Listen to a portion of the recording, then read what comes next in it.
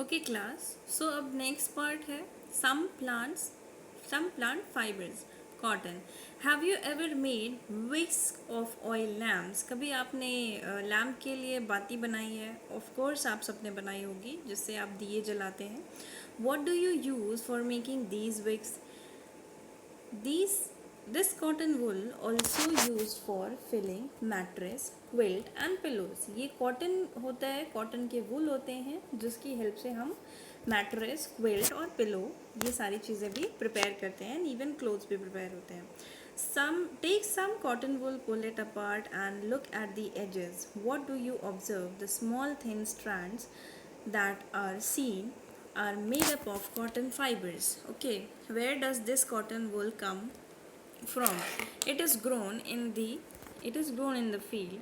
Cotton plants are usually grown at places having black soil and warm climate. Can you name the some state of our country where cotton is grown? The fruits of the cotton plant, cotton balls, are about the size of a lemon. After maturing, the balls, size of a lemon, after maturing the balls burst open and the seeds covered with the cotton fibers can be seen.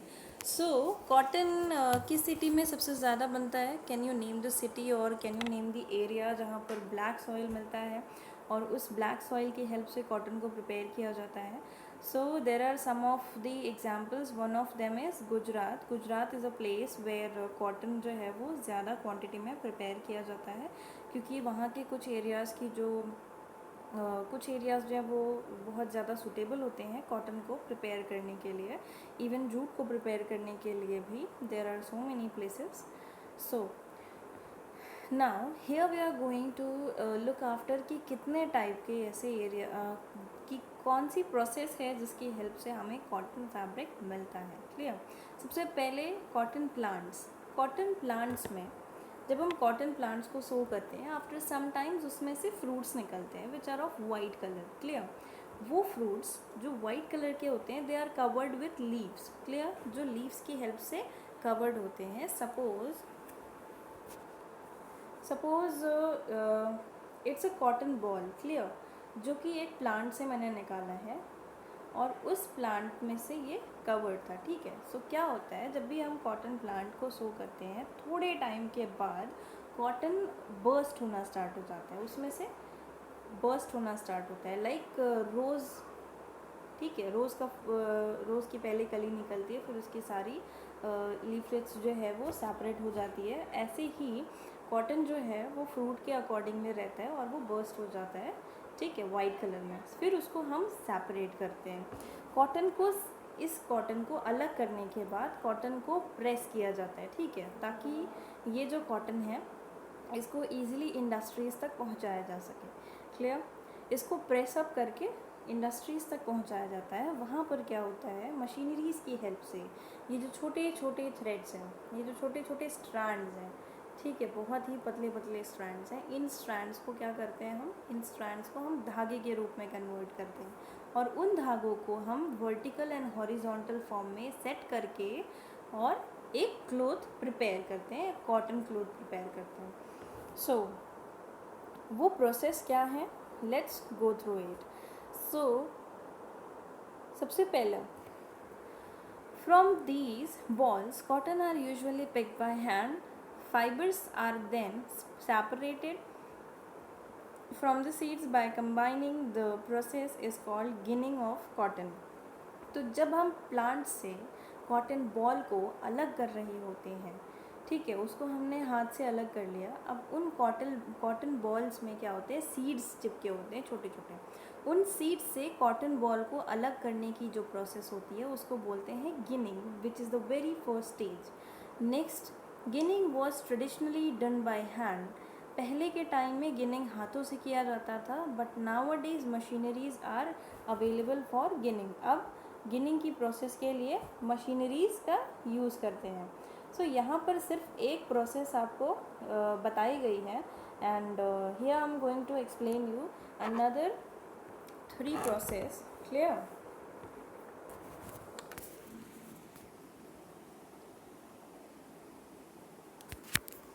सो सबसे पहले जो सबसे पहला step होता है preparation के लिए, that is cotton plant. Clear? It's a kind of plant जिसमें कॉटन है. ठीक है, उसकी लीव्स को भी ले सकते हैं यहाँ पर. सो ये कॉटन बॉल है. ठीक है, मैं थोड़ा रफली बना रही हूँ, बहुत प्योर मेरी राइटिंग नहीं है. It's not very beautiful, but एक कॉन्सेप्ट समझने के लिए it's important. And this is what? Stem. ठीक है, ये कॉटन प्लांट है. इसमें से जब कॉटन बर्स्ट होना स्टार्ट हुआ, when cotton started bursting, so next stage क्या किया हमने? इसकी स्टेम्स को और कॉटन की बॉल्स को, ठीक है, अलग कर दिया. सो स्टेम्स की हमें ज़रूरत नहीं है, कॉटन बॉल को हमने अलग किया. And in the next part हमने क्या किया? इन कॉटन बॉल्स के अंदर जो छोटे छोटे सीड्स होते हैं, ठीक है, इन सीड्स को हमने सेपरेट किया. तो these are the seeds and this is again a cotton ball. So this process is known as ginning. Clear? This is the process known as ginning. अब जो नेक्स्ट पार्ट है, हमने कॉटन को compress किया. ठीक है, this is the part known as baling. Okay, ginning and the next part is baling. okay, so अब हम क्या करेंगे? इनको, इनके जो स्ट्रैंड्स हैं, स्ट्रैंड्स, इसको हम स्ट्रैंड्स बोल सकते हैं. Like this is a cotton, और इसको हम जितना भी सेपरेट करने की कोशिश करेंगे, इसमें से हमें स्ट्रैंड्स मिलने स्टार्ट होंगे. बहुत ही पतले पतले धागे, छोटे छोटे स्ट्रैंड्स. क्लियर? सो इन स्ट्रैंड्स को हमने धागों के रूप में, यान के रूप में कन्वर्ट किया. ये कन्वर्जन क्या होता है? This conversion is known as knitting. ठीक है,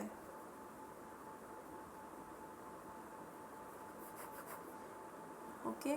और लास्टली इन यार्न्स को, धागों को हम हॉरिजॉन्टल एंड वर्टिकल फॉर्म में कन्वर्ट करके एक प्रॉपर क्लोथ बना लेते हैं. Clear? So ginning, knitting, baling. Clear? These were all the steps of preparation of cotton, which I will be sharing you the notes along with the diagram. Okay, now let's come to the next part. ये है jute. Jute is a fiber obtained from the stem of the jute plant. It is cultivated during rainy season. In India, jute is mainly grown in West Bengal, Bihar and Assam. The jute plant is normally harvested when it is at flowering stage.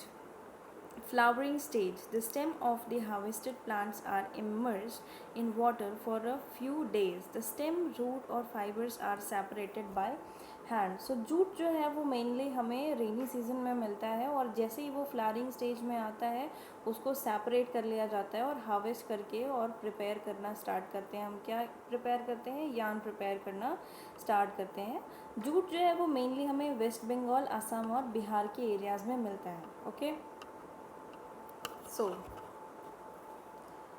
Here we go to the next one. To make fabrics, all these fibers are first converted into yarns. सबसे पहले हम क्या करते हैं? Yarns में convert करते हैं इन सारे फाइबर्स को, तभी जाके उन यार्न्स को सेट करने के बाद ही जा कर के हम क्या करते हैं? क्लोथ को प्रिपेयर करते हैं. Now here the first stage comes is spinning of cotton yarn. सबसे पहले कॉटन यार्न को स्पिन करते हैं. ठीक है, you can try making cotton yarn yourself. आप खुद से भी बना सकते हैं. Hold some of the cotton wool in hand and pinch some between the thumb and forefinger of the other hand. Now gently start pulling out the cotton while continuously twisting the fiber. Are you also able to make a cotton yarn? Yes, simply हम एक cotton yarn बहुत easily बना सकते हैं. Okay,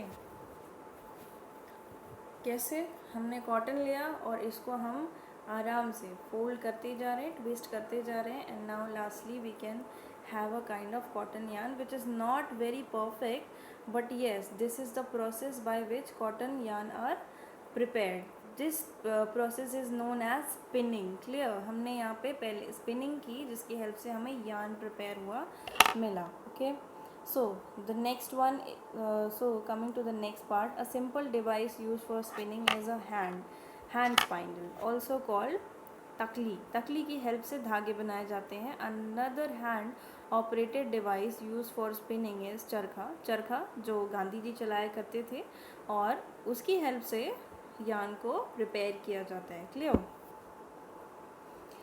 Popularized by Mahatma Gandhi as part of the independence movement. Independence movement का part था जिसमें महात्मा गांधी जी ने चरखे की हेल्प से यार्न्स को प्रिपेयर करना स्टार्ट किया था.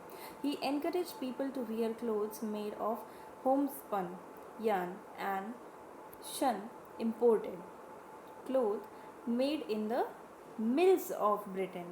Spinning of yarn at large scale is done with the help of spinning machines. After spinning, yarns are used for making fabrics. Clear? सो गांधी जी ने सबको मोटिवेट किया कि अगर हम कॉटन को उगाएंगे और कॉटन से प्रिपेयर किए हुए क्लोथ्स प्रिपेयर करेंगे और उसे हम एक्सपोर्ट करेंगे, ठीक है, तो हमारे जो भी इकोनॉमिक लेवल है हमारी कंट्री का, उसमें सुधार आएगा, हमारी गरीबी दूर होगी और हम वही क्लोथ्स वेयर करें जो हम अपने देश में बना सकते हैं. तो ये आंदोलन था. वो ये नहीं चाहते थे कि जो ब्रिटिश कम्युनिटीज़ कपड़े ले आती हैं या जो तरीके हैं उन पे हम डिपेंड हों. क्लियर? क्योंकि पहले हमारे ऊपर अंग्रेज़ों का राज था.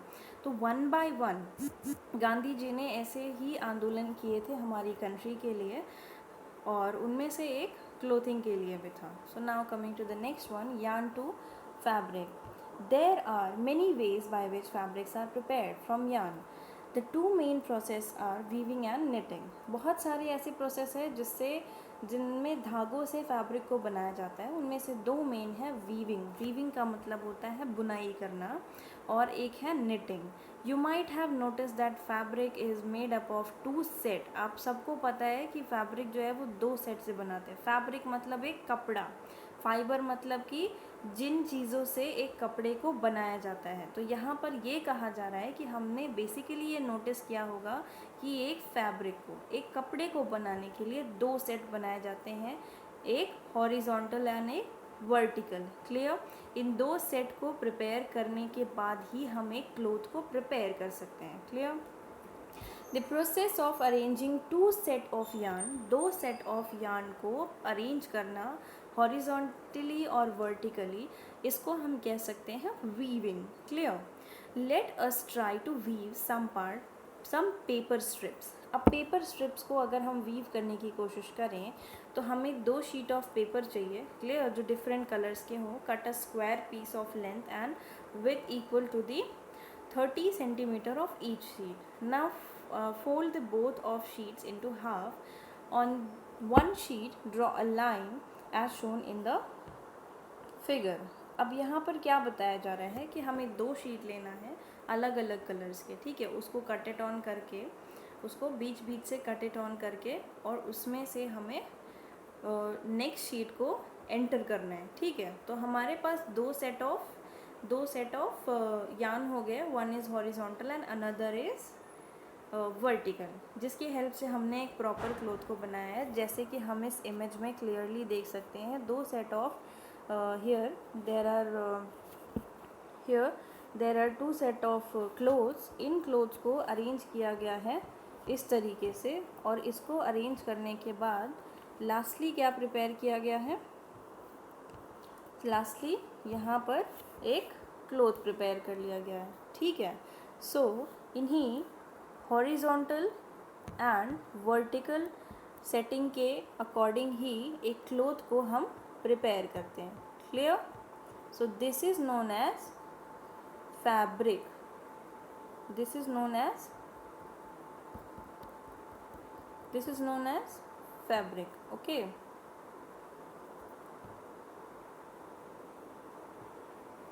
Okay, now it's clear. So here the next part is knitting. बुनाई करना आप सबको पता है, आपके घरों में स्वेटर्स बुने जाते हैं, निटिंग किया जाता है. दैट इज़ द प्रोसेस जिसकी हेल्प से, वूल की हेल्प से एक स्वेटर प्रिपेयर किया जाता है, which is a form of cloth, which is a form of fabric. Clear? Now going to the next part. In similar manner, two set of yarn are woven to make a fabric. The yarns are much thinner than our paper strips. Of course, weaving of fabric is done on looms. The looms are either hand operated और power operated. अगर machinery से बनाने की कोशिश की जाती है तो वो इन अ फ्यू मिनट एक प्रॉपर फैब्रिक को, एक प्रॉपर कपड़े को प्रिपेयर कर लिया जाता है. क्लियर? Now here knitting. अब हमें नेक्स्ट प्रोसेस देखनी है. What is knitting? Have you noticed how sweaters are knitted? Have you noticed how sweaters are knitted? In knitting, a single yarn is used to make a piece of fabric. knitting में single yarn, single धागे, single वूल की help से knitting की जाती है. Clear? और एक fabric को प्रिपेयर किया जाता है. Have you ever pulled the yarn from a torn pair of socks? अगर हम एक सॉक्स से एक यार्न को पुल करने की कोशिश करेंगे तो it will come through a single yarn, एक सिंगल धागा मिलेगा हमें. बट अगर हम कॉटन के फैब्रिक में से यार्न को सेपरेट करने की कोशिश करेंगे तो हमें दो सेपरेटेड यार्न्स वहाँ पर मिलेंगे. क्लियर? क्योंकि वो प्रोसेस जो होती है वो वीविंग होती है, जिसमें टू सेट ऑफ यार्न्स की हेल्प से एक कपड़े को प्रिपेयर किया जाता है. But this is the process of netting, जहाँ पर सिंगल यार्न की हेल्प से एक फैब्रिक को प्रिपेयर किया जाता है. सो a single yarn get pulled out continuously as the fabric gets unrevealed. Socks or many other clothing items are made up of knitting fabric. Knitting is done by the hand and also on machines. Paheli wants to know if you have seen any fabric that are made of fibers on the outer covering of coconut. What are these fibers normally used? Paheli wants to know if you have seen any fabric that are made up of fibers on the outer covering of coconut. Coconut की जो outer covering है उसकी help से भी बहुत सारे ऐसे clothes prepare किए जाते हैं. So have you ever seen such kind of clothes? Yes, there are so many kind of clothes. Even carry bags are also prepared with the help of coconut covering. Clear? So now the next part is history of clothing material. Have you ever wondered what materials people used in ancient times for clothes? Ancient time में लोग clothing के लिए क्या use करते थे? People used in ancient. It appears that in those times people used to bark and big leaves of tree or animal skin and fruits to cover themselves. पहले के time में क्लोथ्स नहीं हुआ करते थे तो पत्तों के हेल्प से people used to cover their self. ठीक है? या फिर एनिमल की स्किन की हेल्प से. After people began to settle in the agricultural communities, they learned to weave and grass into the mats and basket vines. So धीरे धीरे जैसे ही हमारी सभ्यता आगे बढ़ती गई, पीपल स्टार्टेड लर्निंग, लोगों ने लर्न करना स्टार्ट किया कि कपड़ों को कैसे वीव किया जाता है, कैसे प्रिपेयर किया जाता है. एंड फाइनली जो हमें धीरे धीरे स्टिचिंग करना आया, and with the help of these हमने प्रिपेयर किया क्लोथ्स को. In those days stitching was not known. People simply drape the fabrics around different part of their body. पहले के टाइम में स्टिचिंग नहीं होती थी तो लोग फैब्रिक को ही ड्रेप करते थे, बांधा करते थे around their bodies. Many different ways of draping fabrics were use. बहुत सारे डिफरेंट तरीके थे जिसकी हेल्प से क्लोथ्स को ड्रेप किया जाता था। With the innovation of sewing needle, जब स्वीविंग निडल का इनोवेशन हुआ था उसके बाद स्टिचिंग स्टार्ट हुई और उसके वजह से आज वेरिएशन है हमारे पास। इतनी ज़्यादा अमेजिंग क्लोथ्स, साड़ी, धोती, लुंगी, इतनी ढेर सारे हमारे पास वैरायटी ऑफ क्लोथ्स हैं जिनको हम ईजिली वेयर कर सकते हैं। सो इन दिस लेसन जो हमने पढ़ा is cotton wool, fabric, fiber, knitting, spinning, weaving and yarn. So cotton wool, as you all know, जो cotton plant से मिलता है. fabric is a kind, fabric का मतलब होता है cloth, clear. फाइबर का मतलब होता है वो मटेरियल जिसकी हेल्प से हम क्लोथ को बनाते हैं. knitting is the process. what is the process, what is the first process known as knitting, spinning, weaving. Knitting की प्रोसेस में क्या होता है क्लास? निटिंग की प्रोसेस में सिंपली हम क्या करते हैं, जो हमारे कॉटन बॉल्स हैं उनको उनके सीड से अलग करने की कोशिश की जाती है. Clear? Then the process comes spinning. So earlier हमने पढ़ा था कि स्पिनिंग की प्रोसेस में क्या होता है. How do we spin the things? Do you remember what is the process of spinning? Spinning की प्रोसेस में हम धागे बनाने की कोशिश करते हैं. Okay. Next is weaving. Weaving की प्रोसेस में 2 धागों को ऐड ऑन करके और हम प्रिपेयर करते हैं क्लोथ्स को. यार्न मीन्स धागे. There is a variety of clothing material और fabric such as cotton, wool, silk and polyester. So हमने इस लेसन में पढ़ा कि नेचुरल एंड सिंथेटिक 2 टाइप के फैब्रिक्स होते हैं. इन फैब्रिक्स को जो है डिफरेंट काइंड ऑफ एनिमल्स और प्लांट्स और ह्यूमन बींग्स ने बनाया है और उनसे पाया जाता है. और उनको सबसे पहले किसी भी क्लोथ को प्रिपेयर करने के लिए फाइबर की हेल्प से धागे यार्न को बनाया जाता है. और उन धागों की हेल्प से या तो सिंगल धागे की हेल्प से क्लोथ को प्रिपेयर किया जाता है या तो डुअल से. अगर हम डुअल धागे की हेल्प से क्लोथ प्रिपेयर कर रहे हैं, that is the process known as weaving. और अगर हम सिंगल धागे से प्रिपेयर कर रहे हैं, that is known as knitting. Okay. So here we have learn about different kind of fibre and fabrics. और हमने ये जाना कि उनको हम कैसे पहचान सकते हैं, कैसे रिकग्नाइज कर सकते हैं, which is very easy. So class, there is a very small homework as in earlier classes मैंने दिया भी था आपको. यहाँ पर आपको बहुत छोटे छोटे पीस ऑफ क्लोथ्स को कलेक्ट करना है, उनको रिकग्नाइज करना है, अपनी कॉपी में पेस्ट करना है और उसके नीचे you have to write their names also, that which kind of clothes are there. Okay. So it might be you can collect 10, you can collect 8. Okay. More than 5 you have to collect and paste it on. If you want, you can prepare a chart also. Clear? So